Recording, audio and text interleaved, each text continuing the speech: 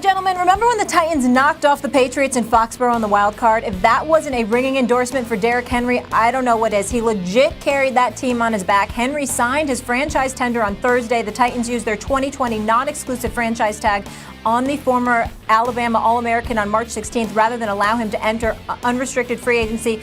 But the two sides are still working on a deal. Max, it doesn't matter if they stack the box against this guy. He accounted for 30% of Tennessee's offense. How important is it that the Titans get a long-term deal with him? So important probably that they don't. I mean, like, it's great that they want to, that they've shown an inclination. They want to work something out. He signed his franchise tag and all that stuff, contract and all that. But the reality is the NFL is set up in a way that for a team to do right by its players, it usually has to do wrong by itself. That's why there's a salary cap, a hard cap. Make no mistake, it has zero to do with competitive balance or anything like that. It is 100% always simply a wealth transfer from the players to the owners. That's it. So they've set it up like this. Boy, we'd really like to do the right thing by Derrick Henry. And if they do, by the way, good for them, good for Derrick Henry.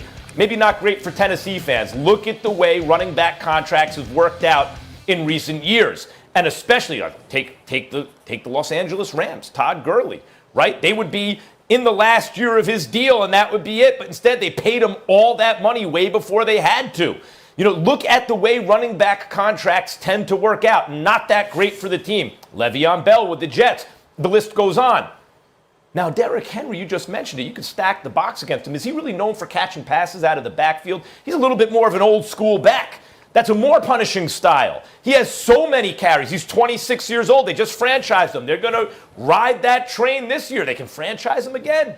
Ride it again. And by that time, he's 27 years old. Well, you're looking at your 29 season. We'll give you a 2-year contract. He's going to say no. You know, that's the way it is. The long-term deals with running backs don't work out well for teams. It's messed up. I hope Derrick Henry gets his money, but we're talking about the reality of economics in the NFL. It is set up to hurt the players, help the owners, and the number one position that suffers from it are running backs, and Derrick Henry is exactly the type of back who suffers most. Well, I think that your discussion and your position there is a bit irrelevant to this particular question because of who we're talking about, Max, and that's the Tennessee Titans. For the last 4 consecutive years, each year they finished 9-7, but they rode the coattails of Derrick Henry last year. A couple of years ago, he didn't even have 200 carries. The season before last, he had like 215 carries. Then it exploded to about 303 carries last year, which is, obviously contributed to his 1,540 yards league-leading rushing last season. But he's a big back. He's known for one that punishes defenders, not the other way around for the most part. And when you consider how much, so much of this success is predicated on him running the football, not just how he helps elevate Ryan Tannehill, not just how he helps open things up for an A.J. Brown, a Corey Davis, a Delanie Walker, and those guys, but also take into account what he does for the defense in terms of assisting and moving and changing and things of that nature. I know you're not questioning his value as a running back in terms of what he brings to the table. What I'm saying is if it were a different system where guys were utilized differently and more judiciously, I think your argument would be more profound. But the fact that he's so important to think schematically in terms of what the Tennessee Titans elect to do, I think that he's worth more than a 1-year deal. Obviously, I'm not saying a 4 or 5-year deal or anything like that, but a 3-year deal, particularly considering his age, is more than fair, along with the fact that he's such a big punishing back. He's not some miniature dude that beats you with his elusivity and things of that nature. He actually punishes you. And because he's able to do that, the question is, do you think, well, you could say it's bad, and I'm saying that in most situations, I would agree with you.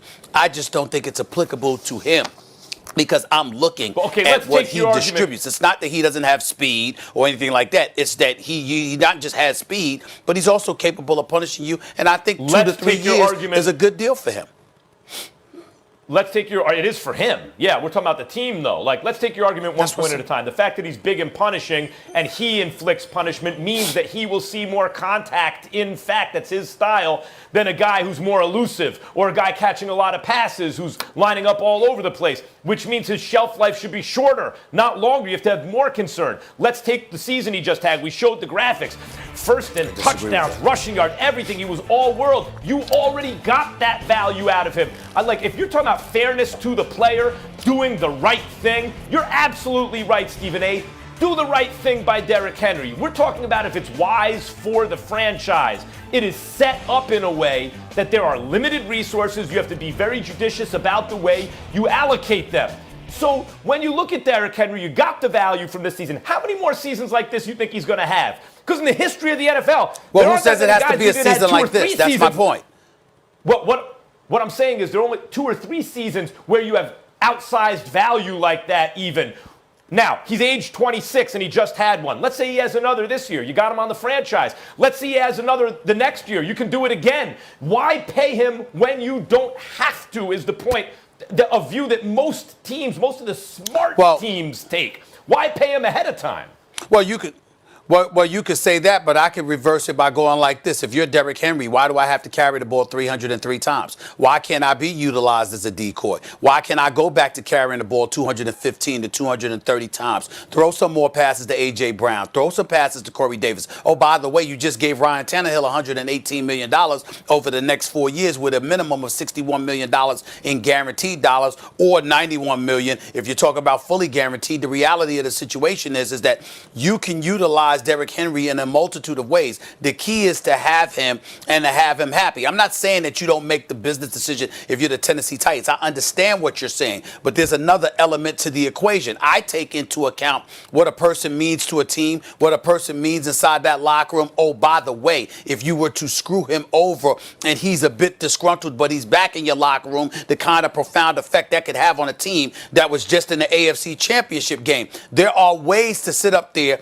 take care of Derrick Henry while still making good business sense and using his presence to elevate and capitalize off of the presence of others, using him as a decoy. He doesn't have to run the football 303 times. But look, if he decides that ahead of time, you're saying the team makes that decision, then he won't have the same value. He's not quite as versatile as some other backs. If he makes that decision as a business decision, then he never gets his money. I would suggest that the NFL consider a different way of paying running backs because the running backs get a raw deal in today's NFL. Nevertheless, they get a raw deal because the smart teams understand, don't sign them up long term. They're going to produce for you right away. You can franchise them a couple times. By then, you don't have to give them a big guarantee, particularly for backs like Derrick Henry. That said, Derrick, I hope you get your money.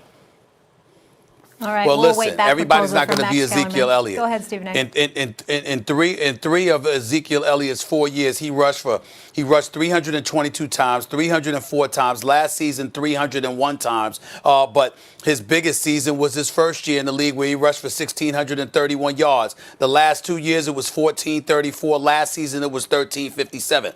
I don't hear people, especially the Dallas Cowboys, talking about, oh, Ezekiel Elliott is this or that, or he wasn't worth it. The reality is that when you got Amari Cooper, since you acquired him, even though you're still giving Ezekiel Elliott the ball, his level of production might not be the same, but he's still productive enough. And I think that could be Derrick Henry. A third of the team's offense. I will leave you with that. Let's take a quick break, gentlemen. When we come back here on First Take, what will Deshaun Watson do without his top weapon, DeAndre Hopkins? We'll ask the Hall of Famer Warren Moon that. Plus, who's going to carry the torch after LeBron James, KD, Zion, Steph, Giannis? Don't miss that debate with Jay Williams.